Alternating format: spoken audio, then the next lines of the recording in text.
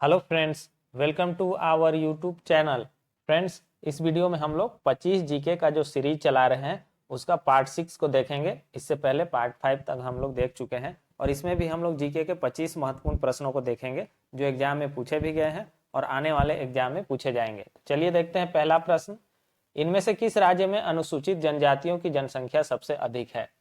तो अनुसूचित जनजातियों की जनसंख्या सबसे अधिक किस राज्य में है? तो यह है मध्य प्रदेश में। सही आंसर हो जाएगा इसका ऑप्शन सी, मध्य प्रदेश। मध्य प्रदेश में जो है कुल आबादी का लगभग 21% जो है अनुसूचित जनजातियों का है। तो सही आंसर क्या होगा? मध्य प्रदेश। इनमें से किस शहर को दक्षिण भारत का मैनचेस्टर कहा जाता है? तो दक्षिण भारत का मैनचेस्टर किसको कहा जाता है, जल्दी से बताइए। तो ये कहा जाता है कोयम्बटूर को। सही आंसर हो जाएगा ऑप्शन ए, कोयम्बटूर को, जो कि तमिलनाडु में है और अपने वस्त्र उद्योग के लिए प्रसिद्ध है। तो दक्षिण भारत का मैनचेस्टर कोयम्बटूर। भारत के किस राज्य में सबसे बड़ा थोरियम भंडार है? तो भारत के किस राज्य में थोरियम का सबसे बड़ा भंडार है? सही आंसर होगा इसका ऑप्शन ए, केरल। केरल में जो है भारत में थोरियम का सबसे बड़ा भंडार है। और एक पॉइंट है कि थोरियम भंडार में भारत जो है पूरे विश्व में पहले स्थान पर है। अगर पूछेगा कि पूरे विश्व में थोरियम की सबसे ज्यादा भंडार कहाँ पाए जाते हैं, तो आंसर होगा भारत। कौन सा वार्षिक मेला ऊंट के व्यापार के लिए प्रसिद्ध है? तो कौन सा मेला है वह ऊंट के व्यापार के लिए प्रसिद्ध है? तो सही आंसर क्या होगा इसका? सही आंसर होगा पुष्कर मेला। ऑप्शन ए इसका सही आंसर हो जाएगा, पुष्कर मेला, जो कि राजस्थान में लगता है। राजस्थान में पुष्कर झील के पास ये मेला लगता है जो कि ऊंट व्यापार के लिए प्रसिद्ध है। पृथ्वी के गर्भ में दूसरी सबसे ज्यादा पाई जाने वाली धातु कौन सी है? तो पृथ्वी के गर्भ में जो है दूसरी सबसे ज्यादा पाई जाने वाली धातु कौन है? तो ये है आपका लोहा। सही आंसर क्या हो जाएगा? लौह। लोहा दूसरे नंबर पे है और पहले नंबर पे कौन है? तो पहले नंबर पे है एल्यूमिनियम। सही आंसर क्या हो जाएगा? पहले नंबर पे हो जाएगा एल्यूमिनियम और दूसरे नंबर पे लौह। इनमें से कौन सा खरीफ फसल नहीं है? खरीफ फसल आप लोग जानते हैं कि बरसात के दिन बोया जाता है। तो इनमें से कौन सा जो है खरीफ फसल नहीं है? तो इसमें से सरसों जो है वह खरीफ फसल नहीं है। बाकी कपास, मूंगफली, मकई ये सब जो है खरीफ फसलें हैं और सरसों जो है रबी फसल है। रबी फसल जो सरसों, गेहूं, जौ, चना ये सब जो है रबी फसल है। इनमें से किस दक्षिण एशियाई देश में सबसे अधिक जनसंख्या का घनत्व है? तो 4 देश दिया गया है, नेपाल, पाकिस्तान, भारत, श्रीलंका।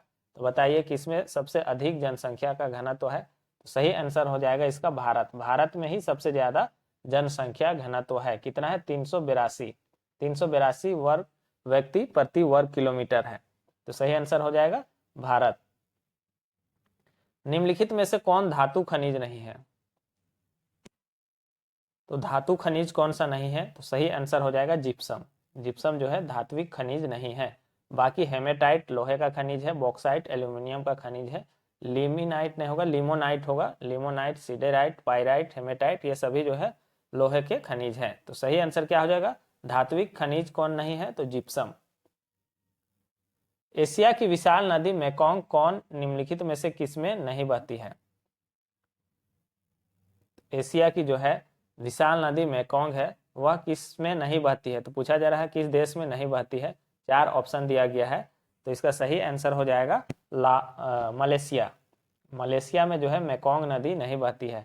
मेकोंग नदी चीन में भी, कंबोडिया में भी और लाओस में बहती है, लेकिन मलेशिया में जो है मेकोंग नदी नहीं बहती है। तो ये एग्जाम में बार बार पूछा जाता है।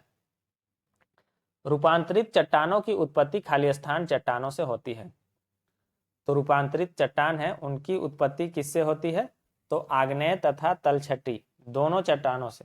आग्नेय तथा तलछटी दोनों प्रकार के चट्टानों से जो है रूपांतरित चट्टानों की उत्पत्ति होती है। तो सही आंसर होगा ऑप्शन सी। प्रधानमंत्री को क्या किया जाता है? लोकसभा द्वारा चुना जाता है, संसद द्वारा चुना जाता है, राष्ट्रपति द्वारा नियुक्त किया जाता है, लोकसभा में बहुमत पार्टी द्वारा नामित किया जाता है।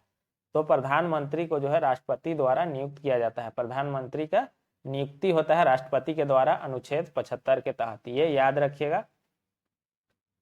राज्य के नीति निर्देशक सिद्धांत को किस देश के संविधान से लिए गए हैं? तो राज्य के जो नीति निर्देशक सिद्धांत है किस देश के संविधान से लिए गए हैं? तो इससे एक प्रश्न एग्जाम में पूछता ही है। तो नीति निर्देशक तत्व जो है सिद्धांत जो है आयरलैंड से लिया गया है। सही आंसर क्या हो जाएगा? आयरलैंड से। कनाडा से संघात्मक व्यवस्था लिया गया है, ब्रिटेन से संसदीय प्रणाली लिया गया है और अमेरिका से मौलिक अधिकार लिया गया है। पंचायत समिति के सदस्य जनता द्वारा प्रत्यक्ष रूप से चुने जाते हैं, पंचायत के सदस्यों द्वारा चुने जाते हैं, जिला अधिकारी द्वारा मनोनीत किए जाते हैं, खुली प्रतियोगिता के आधार पर भर्ती किए जाते हैं। तो सही आंसर क्या हो जाएगा?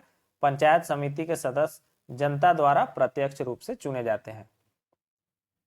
भारत में किस तरह की अर्थव्यवस्था है? अच्छा क्वेश्चन है। भारत में किस तरह की अर्थव्यवस्था है? तो मिश्रित अर्थव्यवस्था है। सही आंसर क्या हो जाएगा? मिश्रित अर्थव्यवस्था है। मिश्रित अर्थव्यवस्था किसको कहेंगे? ऐसी अर्थव्यवस्था जिसके अंतर्गत जो है सार्वजनिक और निजी दोनों क्षेत्रों का सह अस्तित्व रहता है, तो उसी को कहते हैं मिश्रित अर्थव्यवस्था। नेक्स्ट क्वेश्चन देखेंगे, ग्वादर पत्तन किस देश में है? ग्वादर बंदरगाह कहाँ है? ये पाकिस्तान में है। पाकिस्तान के बलूचिस्तान क्षेत्र प्रांत में है ये ग्वादर पत्तन। फिलाटेलिस्ट क्या करता है? फिलाटेलिस्ट एक शब्द है किसके लिए? जो डाक टिकट जमा करते हैं, डाक टिकट जमा करने संग्रह करते हैं, उनको ये एक शौक है, एक प्रकार का शौक है कि डाक टिकट को वो जमा करते हैं, तो उसी को कहते हैं फिलाटेलिस्ट। ज्ञानपीठ पुरस्कार प्राप्त करने वाली पहली महिला कौन थी? ज्ञानपीठ पुरस्कार प्राप्त करने वाली पहली महिला थी आशापूर्णा देवी। सही आंसर क्या हो जाएगा? आशापूर्णा देवी। इनको जो है बंगाली भाषा में किए गए उत्कृष्ट कार्यों के लिए 1976 ईस्वी में, कब? 1976 ईस्वी में इनको जो है ज्ञानपीठ पुरस्कार दिया गया था आशापूर्णा देवी को। सर्वाधिक बोली जाने वाली भाषा है, सबसे ज्यादा बोली जाने वाली भाषा कौन सी है? तो अंग्रेजी हो जाएगा, अंग्रेजी हो जाएगा। दूसरे नंबर पे चीनी है जिसको मंदारिन कहते हैं। पहले वह पहले नंबर पे थी, तो बहुत सा बुक में अभी भी जो है चीनी मंदारिन लिखा हुआ मिलेगा, लेकिन अभी जो है अंग्रेजी सबसे ज्यादा बोली जाने वाली भाषा है। दूसरे नंबर पे चीनी मंदारिन है। डॉक्टरों द्वारा रोगी व्यक्ति के पेट के आंतरिक परीक्षण में प्रयुक्त अंतर्दर्शी एंडोस्कोप प्रकाश के किस सिद्धांत पे कार्य करता है? तो जो एंडोस्कोपी डॉक्टर कहते हैं वह प्रकाश के किस सिद्धांत पर कार्य करता है? तो पूर्ण आंतरिक परावर्तन पर कार्य करता है। तो सही आंसर क्या हो जाएगा? जो एंडोस्कोप है वह प्रकाश के पूर्ण आंतरिक परावर्तन पर निर्भर करता है। किस वर्ष में प्रथम ओलंपिक खेलों का आयोजन हुआ था? तो किस वर्ष में प्रथम ओलंपिक खेलों का आयोजन हुआ था? ये हुआ था आपका 776 ईस्वी पूर्व में। सही आंसर क्या हो जाएगा? 776 ईस्वी पूर्व में जो है ओलंपिक खेलों का आयोजन हुआ था। तो ये ओलंपिक खेल जो थे वे आधुनिक ओलंपिक खेल नहीं थे। ये प्रारंभ में ये खेल किया जाता था, एक ही स्थान पर ओलंपिया नामक जगह पे ये किया जाता था। और आधुनिक ओलंपिक खेलों का जो आयोजन किया गया था प्रथम बार, ये 1896 ईस्वी में किया गया था ग्रीस के एथेंस में। तो दोनों पॉइंट याद रखिएगा। अगर पूछेगा आधुनिक ओलंपिक खेलों का प्रथम आयोजन कब किया गया था, तो 1896 ईस्वी में ग्रीस के एथेंस में आयोजित किया गया था। और प्रथम ओलंपिक खेल जो पुराने ओलंपिक खेल थे वह 776 ईस्वी पूर्व में आयोजित किया गया था प्रथम बार। कैबिनेट मिशन प्लान का उद्देश्य खाली स्थान से संबंधित था। तो कैबिनेट मिशन प्लान का उद्देश्य क्या था? भारत की स्वतंत्रता। सही आंसर क्या हो जाएगा? ऑप्शन ए, भारत की स्वतंत्रता। तो कैबिनेट मिशन योजना 1946 जो था उसका उद्देश्य था भारत की स्वतंत्रता। नेक्स्ट क्वेश्चन है, निम्नलिखित में से किस काल में अजंता एवं एलोरा की चट्टान काटकर गुफाएं बनाई गई है? तो किस काल में अजंता एवं एलोरा की चट्टान काटकर गुफाएं बनाई गई है? तो ये गुप्त काल में। हालांकि इसका निर्माण जो है बहुत लंबे समय तक चला था, लेकिन ऑप्शन में अगर गुप्त काल रहेगा तो इसको सही आंसर कर दीजिएगा। विश्व एड्स दिवस कब मनाया जाता है? 23वां प्रश्न है, विश्व एड्स दिवस कब मनाया जाता है? और बहुत ही आसान प्रश्न है, इसका आंसर जो है आपको कमेंट बॉक्स में बताना है। द्रोणाचार्य पुरस्कार उस व्यक्ति को दिया जाता है जो संबंधित है। तो द्रोणाचार्य पुरस्कार किसको दिया जाता है? खेल से संबंधित। खेल में किसको दिया जाता है? तो खेल प्रशिक्षकों को, खेल प्रशिक्षकों को दिया जाता है। प्रशिक्षण के क्षेत्र में उत्कृष्ट कार्य के लिए ये जो है पुरस्कार दिया जाता है, द्रोणाचार्य पुरस्कार। किसे आधुनिक भारत का जनक के रूप में जाना जाता है? तो आधुनिक भारत का जनक के रूप में किसे जाना जाता है? तो ये कहा जाता है राजा राम मोहन राय को। आधुनिक भारत का जनक कहा जाता है राजा राम मोहन राय को कहा जाता है। इन्होंने ही ब्रह्म समाज की स्थापना की थी। तो ये क्वेश्चन डायरेक्ट पूछा जाता है, ब्रह्म समाज की स्थापना किसने की थी? तो राजा राम मोहन राय ने।